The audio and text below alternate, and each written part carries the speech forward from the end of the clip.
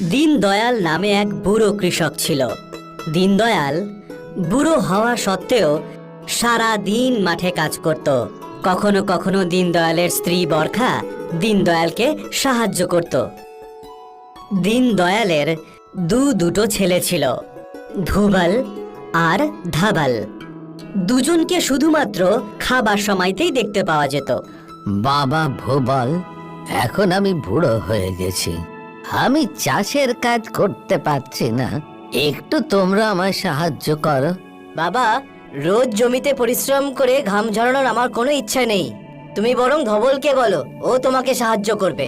দাদা, তুমি যদি কাজ নাই করতে চাও তাহলে সোজাসুজি না বলে দাও। সবকিছু আমার ঘাড়ে চাপাচ্ছ কেন? আমি আবার কখন তোর ঘাড়ে কি চাপালাম? এই মাত্রই তো তুমি বাবাকে বললে যে তোমার বদলে আমাকে যেন জমিতে কাজ করতে পাঠানো হয়। তাতে কি হয়েছে? তুইও মানা করে দে। সে তো আমি মানা করবই, কিন্তু তুমি আমার সঙ্গে এরকম করো না। চুপ করে বসো দুজন, যখনই দেখো ঝগড়া করছে। তোমরা দুজন তো শুধু ঝগড়া করার সুযোগটাই খোঁজো। দুই ভাই নিশ্চিন্তে খাবার খেতে থাকে, আর দীনদয়াল আর তার স্ত্রী নিরাশ হয়ে পড়ে। এদিকে ভুবল আর ধাবল খাবার শেষ হতেই বেরিয়ে পড়ে। এবার তুমি কিছু বলো আমায়, আমি কি করব? তুমি এদের মাথাটা খেয়েছো। আমি বলেছিলাম না যে এদের ছোটবেলা থেকেই কাজকর্মে ঢুকিয়ে দিতে? তখন যদি আমার কথা শুনতে, তাহলে আজকে এই দিনটা দেখতে হতো না। হ্যাঁ, আমি অনেক বড় ভুল করে ফেলেছি, বুঝলে? এখন যতদিন পারবো ততদিন এদেরকে টানবো, তারপর নিজেদের খাবার নিজেরাই জোগাড় করে নেবে। হয়তো দীনদয়াল আর তার স্ত্রী তাদের দুই ছেলেকে নিয়ে খুবই চিন্তিত ছিল। পরের দিন সকাল হতেই দীনদয়াল চাষের জন্য বেরিয়ে পড়ল, আর বরখা তাদের দুই ছেলের কাছে গেল। আরে, তোরা দুজনে কিছু কাজ করবি নাকি শুধু বসে বসে খাবি? হ্যাঁ, এত বড় হয়ে গেছে তাও কোনো কাজ করে না। নিজের বাবাকে একটু সাহায্য করলে কি তোদের মান সম্মান চলে যাবে? দেখ তো, তোদের বাবা সারা দিন খেটে চলেছে যাতে তোরা একটু ভালো মন্দ খেতে পারিস, আর তোদের কানে তো কোনো কথাই ঢোকে না। দুটোই অপদার্থ তৈরি হয়েছে। মায়ের এই কটু কথা ভুবল আর ধাবলের উপর কোনো প্রভাবই ফেলতে পারল না। একটার পর একটা দিন কেটে যেতে লাগলো, আর অন্যদিকে দীনদয়ালের স্বাস্থ্য জমিতে কাজ করতে করতে ক্রমশ খারাপ হতে লাগলো। কিন্তু তবুও দিনের বেলা দীনদয়াল জমিতে কাজ করত, আর সন্ধে হতেই কাঁচতে কাঁচতে বাড়ি ফিরত।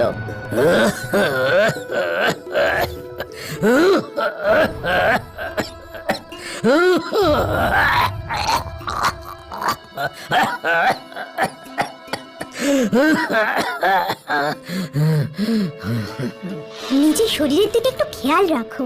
দেখো তো কি অবস্থা করেছো নিজের। যদি তুমি অসুস্থ হয়ে পড়ো তাহলে সংসার কি করে চলবে? এই বয়সে এত কাজ করো না।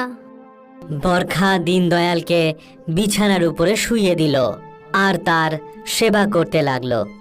এবার দীনদয়ালের শরীর খুবই খারাপ হয়ে পড়েছিল, কিন্তু তবুও সে সারাক্ষণই তার ছেলেদের কথাই চিন্তা করত।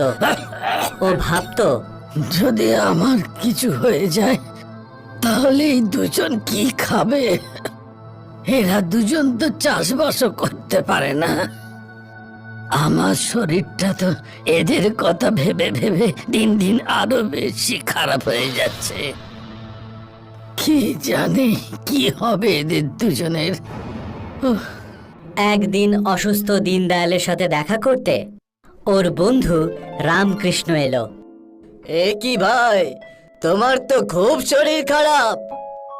এখন বয়সটাও তো বেড়ে গেছে, তখন শরীরটা তো খারাপ হবেই না। এটা বয়সের জন্য নয়, এর কারণ হলো ক্ষমতার চেয়ে বেশি পরিশ্রম করা। কিন্তু সংসারটা তো চালাতে হবে, তাই না? কেন, এখনো তোমার অপদার্থ ছেলেরা কাজ করে না নাকি? বুঝেছি, এক কাজ করো। রামকৃষ্ণ দীনদয়ালের কানে কানে কিছু একটা বলল, আর তারপর দীনদয়ালের মুখে হাসি ফুটে উঠল। তারপরে রামকৃষ্ণ ওখান থেকে চলে গেল। এরপর দীনদয়াল তার দুই ছেলেকে ডেকে পাঠালো। তোমরা দুজন সব সময় তো এটাই ভাবো যে জমিতে আমি এত পরিশ্রম কেন করে থাকি। তাহলে শোনো, আমাদের জমিতে অনেক অনেক গুপ্তধন পোঁতা আছে। গুপ্তধন? গুপ্তধন? হ্যাঁ, গুপ্তধন। এটা আমাকে আমার বাবা বলেছিলেন। আমি সারা জীবন সেটা খুঁজে বার করার চেষ্টা করেছি, কিন্তু খুঁজে পাইনি। হয়তো তোমরা দুজন পেতে পারো। দীনদয়ালের এই কথা শুনে ভুবল আর ধাবল জমি খুঁড়তে শুরু করলো। অনেকদিন ধরে ভুবল আর ধাবল এভাবেই জমি খুঁড়ে চলল, কিন্তু ওরা কিছুই পেল না। দাদা, গুপ্তধনের তো কোনো নামগন্ধও দেখতে পাচ্ছি না। হ্যাঁ, কিন্তু এতটা জমি যখন খুঁড়েই ফেলেছি আমরা, তাহলে এবার কি করব? তখনই ওদের মা দুজনের জন্য খাবার নিয়ে এলো। এখন যখন মাটি খুঁড়েই ফেলেছিস তখন বীজ ছড়িয়ে দে, অন্তত পক্ষে ফসল তো ফলবে। দুজনেই মায়ের নিয়ে আসা খাবার খেলো আর তারপর জমিতে বীজগুলো বপন করে দিল। তারপরে বৃষ্টি হলো, সেই বীজ থেকে অঙ্কুরোদ্গম হলো, আর দেখতে দেখতে সেই অঙ্কুর ধানে পরিণত হলো। আর তারপর দুই ভাই নিজেদের ক্ষেতকে দেখে নিজেরাই অবাক হয়ে গেল। দাদা, জমিতে তো অনেক ধান ফলেছে। হ্যাঁ, ধানের ফলন দেখে তো ভালোই লাগছে। চল, এগুলো কাটি এবার। দুই ভাই মিলে ফসল কাটতে শুরু করলো। আর সমস্ত ধান কাটার পর ওরা সেই ধান একজন ব্যবসায়ীকে বিক্রি করে দেয়, যার বদলে ওরা অনেক টাকা পেল। দুই ভাই সেই টাকা হাতে পেয়ে ভীষণ খুশি হলো। দেখেছিস আমরা কত টাকা রোজগার করে ফেলেছি? চল, বাবাকে গিয়ে দেখাই আমরা। হ্যাঁ দাদা, আমাদের পরিশ্রমের ফল পেয়েছি। দুই ভাই আনন্দের সাথে তাদের বাবার কাছে গেল। এই দেখো আমাদের রোজগার। খুব ভালো। আর তুমি জানো বাবা, আমরা তোমার থেকেও অনেক বেশি রোজগার করেছি। ভগবান করুন তোমরা আরো বেশি পরিশ্রম করো আর এর থেকেও বেশি রোজগার করো। সুখে থাকো তোমরা দুজন। ভুবল আর ধাবালের চলে যাওয়ার পর বরখা দীনদয়ালের কাছে এলো। কিন্তু এসব কি করে ঘটলো? সত্যি কি আমাদের ক্ষেতে গুপ্তধন লুকোনো আছে? না গো, কিচ্ছু নেই। এই বুদ্ধিটা রামকৃষ্ণ দিয়েছে। ও বলেছিল শুধু টাকা লোভ দেখালেই আমাদের অপদার্থ ছেলেগুলো কাজের মধ্যে ফিরে আসবে। আর ও একদম ঠিক কথা বলেছিল। হ্যাঁ, অনেক অনেক ধন্যবাদ রামকৃষ্ণ দাকে। এখন ওনার জন্য আমাদের জীবন বদলে গেছে আর আমাদের ছেলেরা পরিশ্রমী আর বুদ্ধিমান হয়ে গেছে।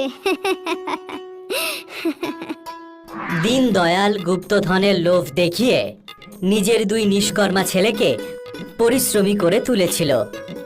তারপর ভুবল আর ধাবল পরিশ্রমের পথই বেছে নিয়েছিল। সেই জন্যই কথায় বলে, পরিশ্রমের ফল সব সময় মিষ্টি হয়ে থাকে।